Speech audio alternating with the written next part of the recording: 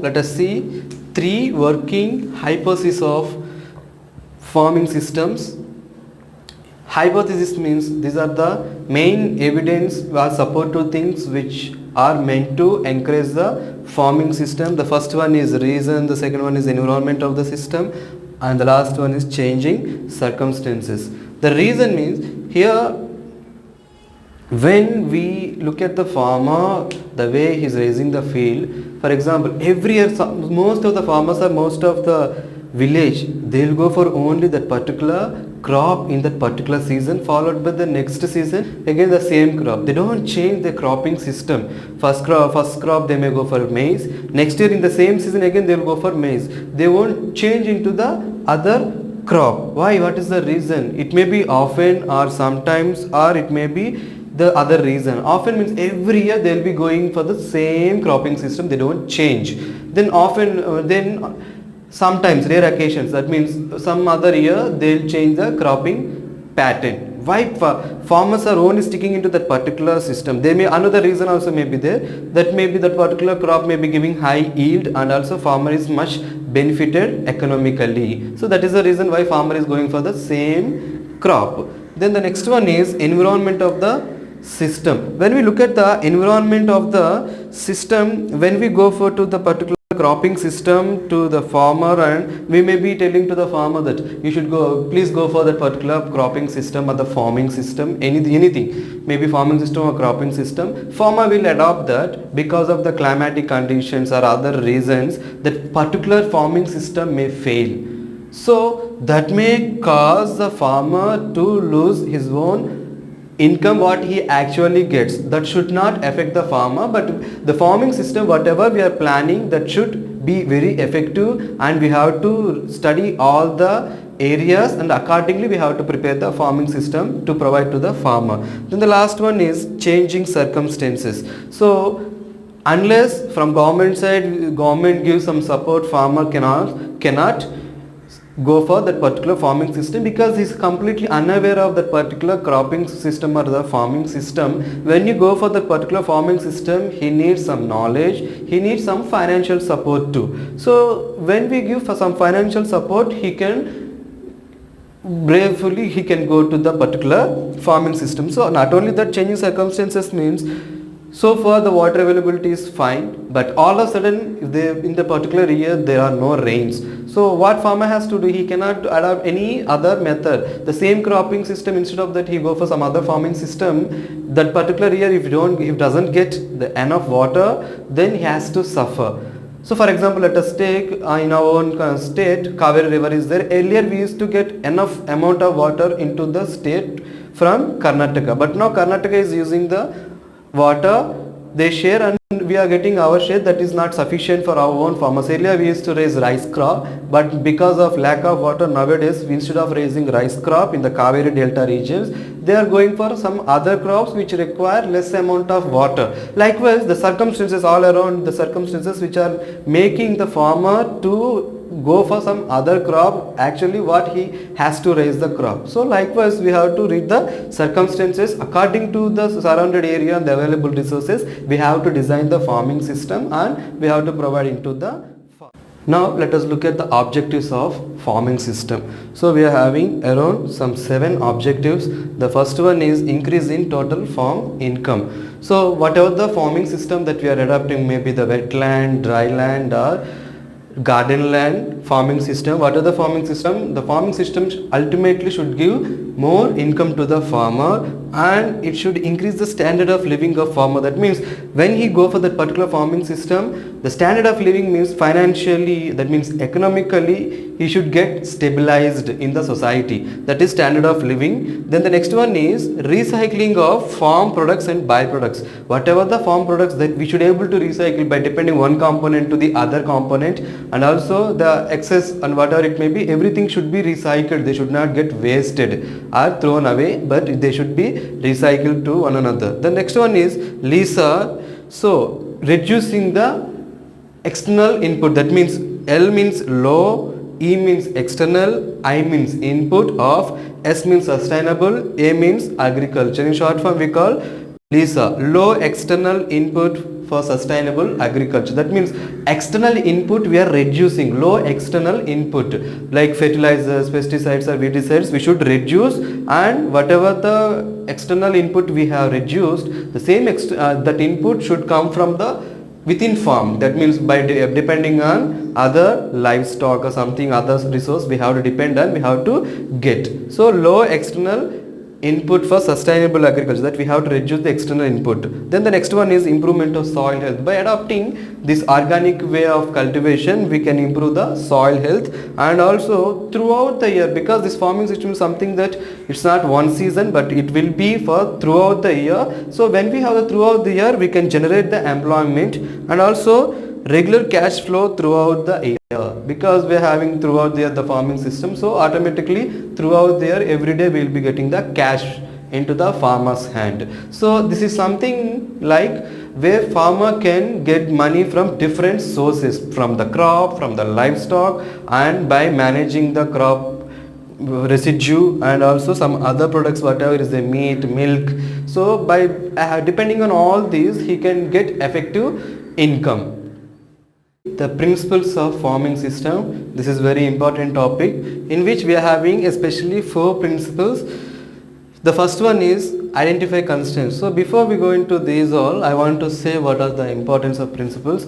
See, when we go for a particular farming system, we have to look into the principles. That means that particular farming system should give effective yield. Those are already I have discussed, in which for the first one is identify constraints. When we go for that particular location, what are the constraints that farmer is actually facing? Accordingly we have to design the farming system by eliminating the constraints which farmer is actually facing, by identifying all the constraints.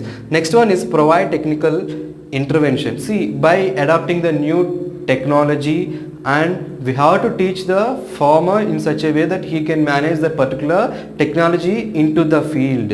So by providing the technical knowledge intervention, technical knowledge into the farmer, so that he can get effective yield. Not only simply by providing the technical knowledge, farmer can do or cannot do, we do not know, he may do or he may not do. So we have to follow up every time we have to go and ask how it is, it will be. That place. The third one, feedback on farm problems. So after we teach everything to the farmer, then we have to follow up the farmer, how that particular farmer is following the particular technology. Not only the technology, the remaining practices whatever he is adopting, are they working effectively, or is he facing any problem? These all we have to look into, and accordingly we have to change the system, whether it is working good or that particular component is giving any problem. Accordingly we have to see. That is all about to monitor impact of component. See, to raise any farming system we are having different components as I have discussed. So maybe the livestock, or maybe the particular crop, or the household, whatever it may be. For example, if you take crop,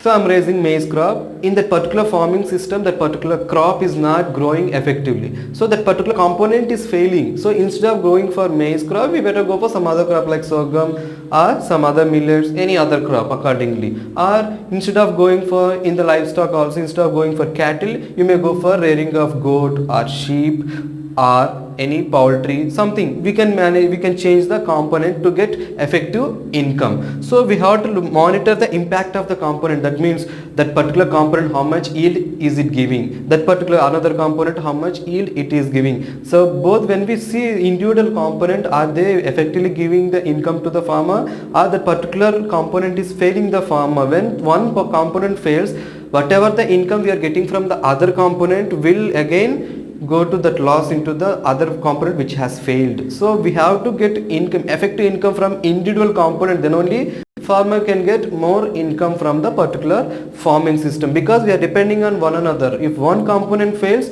that particular component cannot provide enough resource to the other components, because one component is depending on the other component. So that cycle will break. That we have to look into the particular component, and accordingly we have to change the component.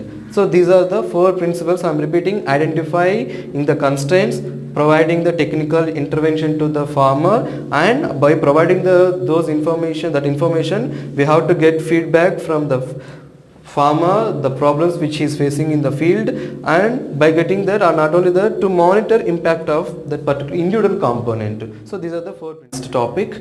So the meaning of enterprises is nothing but the component, maybe the livestock or the family or the particular cropping system. Each one is called a enterprise. An enterprise. So first let us, here we are having the four factors. The first factor is environment, the second factor is resources, the third factor is farmer, and the fourth factor is technology. Environment, resources, farmers and technology. These are the four factors which are influencing choice and size of enterprise. So the first one is environment. Here in which the first one is natural. Natural means it's all about climate. Based on the climate climatic conditions, we have to choose the particular crop or the particular component. So it is all about nature. And social. So for example, here I would like to say the example. An example is like in that particular village, that particular farmer is went for one farming system where he is depending on the poultry. So poultry, instead of rearing country hen or chick, he is raising the some broiler hen. So but the local people are not so interested in broiler chicken, but they are interested in country chicken. Country chicken means that natukoli. So the country chicken they are interested, but the particular farmer is raising broiler chicken. Though he raised the broiler chicken, but people won't accept that. Or instead of that, people are interested in mutton, but farmer may go for some piggery or some beef. So where people won't buy. So like that, we have to see socially how the food habits of that particular society. Accordingly, we have to choose the enterprise. The next one is political. Political means it's all about the government policies, how central government policies and how state government policies are they encouraging any type of farming system. For example, earlier government used to encourage prawn production, but nowadays government is not at all encouraging the prawn production because of the environmental hazards. So accordingly, the government policies, we have to look into the farming system. Then the next one is economical. Economical means all about the price of the crop produce, the minimum support price we call. Central government will fix minimum supporting price for every crop produce which are raising in our country, most of the crops. So the particular minimum supporting price, is it really economical for the farmer or is he losing anything? So that we have to look into, and accordingly we have to take. This is all about the environment. The next one is resources. Already I have explained what is the meaning of resource. So in the resource we are having available within the farm. The next one is available from outside. Within the farm means maybe farm and manure, whatever it may be, already I have explained. So apart from that, if you are in need of anything, that we have to look into. Within the farm we may have enough water, within the farm we may have enough farm and manure, other manures, and also whatever the resources that we require, vehicles we may have, implements we may have for the cultivation of field and everything. So apart from that, whatever we may not have, that accordingly we will be depending outside, available from outside. For example, let us see like seed material. So every farmer cannot produce his own seed. He has to depend outside source. He has to buy the seed from the market. So likewise, available from outside, whatever the things which he has to buy from outside, accordingly he has to look into that. Those resources outside also, that particular crop seed should be available, otherwise he cannot raise that particular crop. So outside resources also he has to look when he is designing the farming system. Then the next one is about farmers. This is very important. In farmer we have to see around 5 points. First one is constraints. That means in the farm what are the problems actually farmer is facing. Then objectives. What are the objectives to overcome that? What type of objectives we are having? The first prime motive is he should get maximum income and he should be dependable one another. These are we have to look at. Then attitude. How the farmer attitude. Whenever we are saying particular farming system, is he ready to accept that particular farming system? How he is reacting when we are explaining that particular farming system. Then the all about knowledge. Does he has any knowledge on that particular component or enterprise? That we have to look, and accordingly we have to guide him. Then the last one is skills. Skills means in that particular component, is he having any skill earlier, or we have to explainer, we have to train him in that particular component that we have to look into, and accordingly we have to take the decision. And the last one is technology. In technology we are having three: availability, innovation, and the last one is institutional support.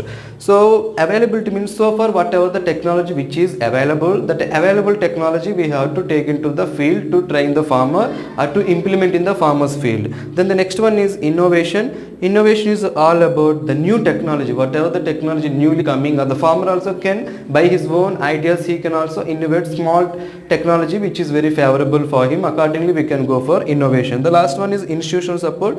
So state agriculture universities or any research stations, they should give some support to the farmers by encouraging them and also enlightening them with the new ideas and with the knowledge, and also time to time monitoring into the farming system, how it is going, and we have to give accordingly some guidelines to the farmer so that he can manage effectively. So these are the few things which are few factors which are actually affecting the choice and size of enterprise. So based on these factors, we'll go for particular choice, what kind of enterprise can I choose, what type of crop or what type of livestock shall I choose for, shall I go for piggery or shall I go for goat rearing or sheep rearing or aquaculture like fishery.